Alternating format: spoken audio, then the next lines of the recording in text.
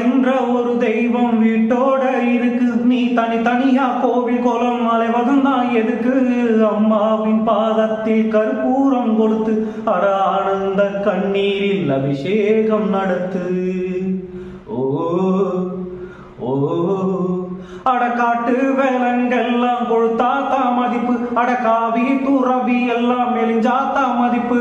பணம் கொஞ்சம் இருந்தாலும் கொடுத்தாதா மதிப்பு, நீ மகன் என்றால் உன் தாயை மதிச்சாதா மதிப்பு.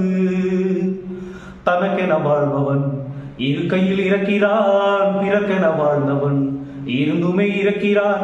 உன்னை விடவும் எனக்கு ஏறு உறவு இல்லையடா, என்னை என்று வாழ வைக்கும் தெய்வம் தெய்வம் நீயடா.